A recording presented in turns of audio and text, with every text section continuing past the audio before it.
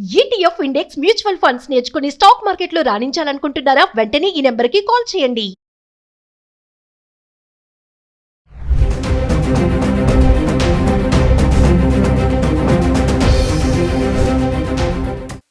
నమస్కారం, నేను మీ అడ్వకేట్ సంగీత. చాలా మంది సైబర్ క్రైమ్ నేరస్తులు ఏదో ఒక రూపేణ మిమ్మల్ని టార్గెట్ చేస్తూనే ఉన్నారు. ఈజీ మనీ చూపించగానే వెంటనే దానికి అట్రాక్ట్ అయిపోయి వాళ్ళు ఏ లింక్ పెడితే ఆ లింక్ కోసం మీరు ఈజీగా ఓపెన్ చేస్తూ ఉన్నారు. ఆన్లైన్ జాబ్స్ అంటున్నారు. అంటే వర్క్ ఫ్రమ్ హోమ్ అనగానే చాలా మంది అరే ఇంట్లో ఉంటూనే పని చేసుకోవచ్చు కదా అని చెప్పేసి చాలా అనుకుంటా ఉంటారు. ఏదైతే టెలిగ్రామ్ నుంచి కొన్ని లింక్స్ పంపిస్తారు, మీరు వర్క్ ఫ్రమ్ హోమ్ చేయొచ్చు, దీనికి సంబంధించిన ఈ ఫామ్ ఫిల్అప్ చేయండి అని చెప్పేసి చాలా మిమ్మల్ని అట్రాక్ట్ చేస్తూ ఉంటారు. ఆ తరుణంలో మీరు ఏదైతే అప్లికేషన్ ఫామ్ వస్తుందో చూసి అంత బాగుంది కదా, ఎవ్రీథింగ్ ఈజ్ లుకింగ్ గుడ్ కదా అని చెప్పేసి ఇమీడియట్ గా మీరు యాక్సెస్ అవుతారు. మీరు ఆ బయోడేటాలో మొత్తం కూడా మీ ప్రొఫైల్ అంతా కూడా ఫిల్అప్ చేయడం జరుగుతుంది. మీ పేరు, ఊరు, ఫాదర్ నేమ్, తర్వాత మీ క్వాలిఫికేషన్, డేట్ ఆఫ్ బర్త్, అంటే ఎవ్రీథింగ్ అంత చేసి ఇచ్చేస్తారు. ఇచ్చేసిన తర్వాత కొద్దిసేపటి తర్వాత మళ్ళీ వాళ్ళు ఏం చేస్తారు అంటే, మీ ప్రొఫైల్ సెలెక్ట్ అయ్యింది, మీరు జాబ్ కి అర్హులు, ఒక 2 days ట్రైనింగ్ ఉంటుంది, ఆ ట్రైనింగ్ కి మీరు కొంత అమౌంట్ పే చేయాల్సి ఉంటుంది అని చెప్పేసి చెప్తారు. దాంతో ఏమవుతుంది, కొంత అమౌంట్ అంటే ఎంత, వాళ్ళు తీసుకునేది 1000 500 ఇలాంటిది. తర్వాత మనకు జాబ్ లో సెలెక్ట్ అయిపోయి ఒకవేళ జీతం వస్తే మాత్రం దానికి ఒక 20 to 25,000 మీకు శాలరీ ఉంటుంది ఎవ్రీ మంత్ అని చెప్పగానే చాలా ఇంప్రెస్ అయిపోతారు చాలా మంది. అయిపోయి ఇమీడియట్ గా సరే అని చెప్పేసి దానికి డబ్బులు పే చేస్తారు. చేసిన తర్వాత మీరు ఈ ఏవైతే 2 days ట్రైనింగ్ ఉంటుంది అని చెప్పేసి అనగానే కొంతమంది మీరు డబ్బులు వేసిన తర్వాత ఇక ఆ ఫోన్ నెంబర్ పనిచేయదు, మీరు దానికి యాక్సెస్ అవుదామన్నా కూడా వాళ్ళు అసలు మీకు అందుబాటులో ఉండరు. ఇదొక సైబర్ క్రైమ్ అయితేను. ఇంకొక రూపేణ ఏం చేస్తున్నారంటే, మీరు ఒక 1000 రూపాయలు కడితే మీకు వితిన్ 3 months లో 30,000 వస్తాయి అని చెప్పేసి రీసెంట్ గా మనం చూసుకుంటే హైదరాబాద్ లోని కూకట్పల్లి కేపీహెచ్బి కాలనీ తులసి నగర్ కి సంబంధించిన అనూష అనే వ్యక్తి ఇలాగే మోసపోయింది.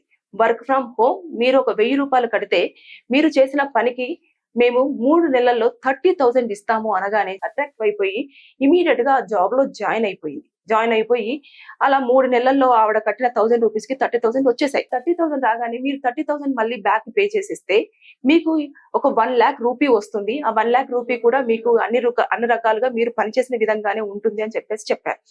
సరే అని చెప్పేసి ఎలాగో 1,000 కి 30,000 వచ్చాయి, 30,000 కి 1 lakh వస్తుంది కదా అని చెప్పేసి ఈజీ మనీ, అంటే మనం కష్టపడకుండా తక్కువ పెట్టుబడిలో ఎక్కువ లాభం రావాలి అనుకోవడంలో తప్పేం లేదు. కానీ అతిగా ఆశపడడమే చాలా ప్రాణాల మీదకి వస్తుంది. ఈ నేపథ్యంలో ఆవిడ ఇమీడియట్ గా 30,000 పే చేసింది. ఆవిడకు 1 lakh రూపీ కూడా ఇచ్చారు. తర్వాత నెక్స్ట్ కొన్ని రోజుల తర్వాత ఒక 1 month తర్వాత మళ్ళీ మీరు 1 lakh పే చేస్తే మీకు ఇంకా ఎక్కువ డబ్బు ఈ వితిన్ 1-2 months లో మీకు రాబోతుంది అని చెప్పేసి చెప్పగానే ఆమె ఆశపడింది. ఎందుకంటే 2 times అలాగే జరిగింది. 1000 కడితే 30 వచ్చింది, 30 కడితే 1 lakh వచ్చింది. 1 lakh కడితే ఇంకా ఎక్కువ డబ్బులు వస్తాయి అనగానే ఇమీడియట్ గా ఆవిడ దగ్గర ఉన్న గోల్డ్ అంతా తీసుకెళ్లి తాకట్టు పెట్టేసి డబ్బు తీసుకొచ్చేసి వాళ్ళకి ఇచ్చేసింది. ఇచ్చిన వెంటనే ఇక వాళ్ళు అసలు ఫోన్ స్విచ్ ఆఫ్, వాళ్ళకి యాక్సెస్ లేదు, ఏమీ లేదు. వాళ్ళకి ఎన్నిసార్లు కాల్ చేసినా కానివ్వండి, ఏం చేసినా కానివ్వండి, అసలు ఎలాంటి రెస్పాన్స్ లేదు, అది వాడుకలో లేదు అని చెప్పేసి రావడం జరుగుతుంది. ఇలా ఒక మోసం జరిగితే ఇమీడియట్ గా తాకట్టు పెట్టింది. అది భర్తకు తెలియదు, ఇంట్లో ఉన్న నగలంతా తీసుకెళ్ళింది. రేపు తెలిస్తే గొడవలు అవుతాయి, ఫ్యామిలీ డిస్టర్బ్ అవుతుంది అని చెప్పేసి అనూష ఏం చేసింది, తెలిసిన వాళ్ళ దగ్గరికి వెళ్ళి 4 లక్షల రూపాయల అప్పు తీసుకొచ్చేసి ఈ గోల్డ్ ని విడిపించింది. అలాగే తనకు ఉన్న అప్పులు కూడా తీర్చడం చేసింది. అంటే వర్క్ ఫ్రమ్ హోమ్ అనేది ఆవిడ జీవితాన్ని ఎంత చేసింది అని అంటే, 4 సంవత్సరాల బాబు ఉన్నాడు. ఆ బాబుని ఒంటరి వాడిని చేసి ఆవిడ ఈ నగలు తీసుకొచ్చిన తర్వాత మిగతా అప్పులు ఉన్నాయి కదా, అప్పులను తీర్చలేకపోయింది. ఆన్లైన్ బెట్టింగ్ ఆటలు ఆడింది. అక్కడ కూడా మోసం జరిగింది. అంటే పెట్టిందంతా కూడా పెట్టినట్టుగానే వెళ్ళిపోతూ వచ్చిందే కానీ ఆవిడ అకౌంట్ లోకి మాత్రం డబ్బులు మళ్ళీ తిరిగి రాలేదు. సో ఈ విషయాలన్నీ కూడా భర్తకు చెప్తే ఏమంటాడో, తిడతాడో ఏంటో అని చెప్పేసి ఆయన సాఫ్ట్వేర్ కంపెనీలో హైటెక్ సిటీలో వర్క్ చేస్తూ ఉంటాడు. ఆయన నైట్ పూట 11 o'clock కల్లా ఇంటికి రావడం జరుగుతుంది. ఆ వచ్చే టైం కల్లా ఆవిడ హ్యాంగ్ చేసుకొని చనిపోయింది. ఆవిడ హ్యాంగ్ చేసుకుంటున్నప్పుడు 4 సంవత్సరాల బాబు ఆవిడ దగ్గరే ఉన్నాడు.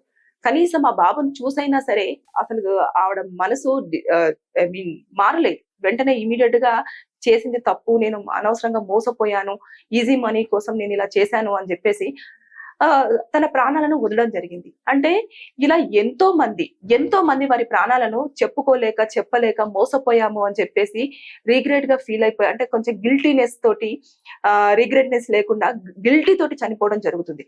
సో మీరు ఎప్పుడైనా సరే మీరు మోసపోతే, చెప్తున్నాము అడ్వకేట్ గా, నేను చాలా సార్లు కొన్ని వీడియోస్లలో చెప్పాను, సైబర్ క్రైమ్ నేరాలన్నింటిని కూడా ఏదైతే సైబర్ క్రైమ్ పోలీస్ స్టేషన్ ఉంటుందో అక్కడికి వెళ్ళేసి మీరు కంప్లైంట్ రైజ్ చెయ్యండి. ఒక వీలైనంత వరకు వారిని పట్టుకొని మీకు న్యాయం జరిగేలాగా అన్ని చర్యలు కూడా తీసుకోవడం జరుగుతుంది. ఇది ఎలా అంటే సెక్షన్ 60D కింద వస్తుంది. ఏదైతే మనకు ఆన్లైన్ జాబ్స్ ఇస్తాము అని చెప్పేసి డబ్బులు తీసుకోవడం కానివ్వండి, కట్టించుకోవడం కానివ్వండి, ఓటీపీలు షేర్ చేసుకోవడం కానివ్వండి, లింక్స్ పంపించడం కానివ్వండి, ఇలాంటివన్నీ చేసినప్పుడు అవన్నీ కూడా ఈ సెక్షన్ కింద రావడం జరుగుతుంది. సో అప్పుడు వాళ్ళకి 3 years జైలు శిక్ష ఉంటుంది, 1 లక్ష రూపాయల జరిమానా కూడా విధించే అవకాశాలు ఉన్నాయి.